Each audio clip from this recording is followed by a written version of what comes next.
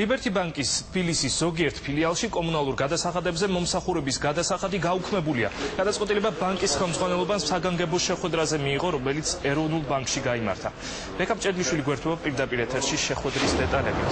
ბექა, მე ერთდროულად რამდენიმე შეკითხვა მაქვს შენთან. დამატებითი საფასური კომუნალურ გადასახადებზე თითქმის ყველა ბანკში მოქმედებს.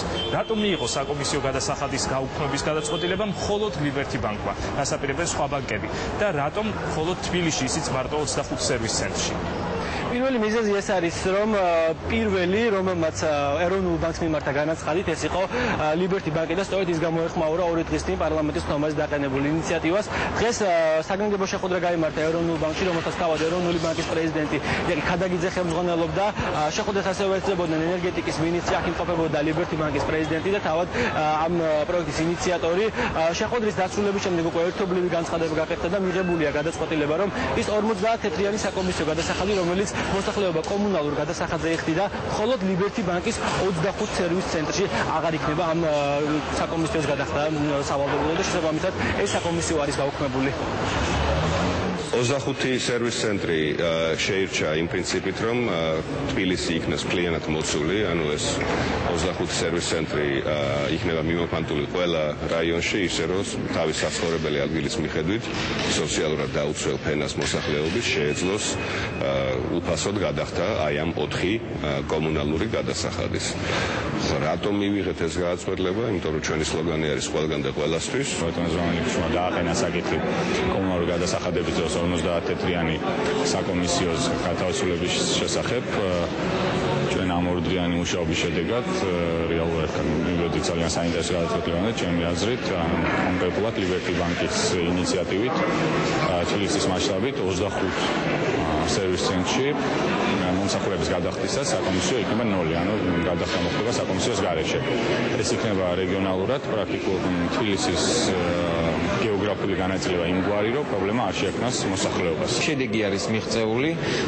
Liberty Bank-ის მხრიდან გამოყოფილი იქნება 25 ფილიალი, რომელთა მისამართებით ქვითარზე იქნება დატანებული, როდესაც ჩვენი მოქალაქეები მიიღებენ ქვითარს გადასახადთან დაკავშირებით და ამ 25 ფილიალში იქნება უფასო, ასე ვთქვათ, ყოველგვარი საკომისიოს გარეშე წყლის, დასუფთავების, ელექტროენერგიის, ბუნებრივი აირის გადასახადი. მე ვფიქრობ, რომ ეს არის შედეგი და დიდი მადლობა მინდა გადაუხადო ეროვნულ ბანკს, რომელმაც კოორდინაცია გაწია აი ამ მუშაობის.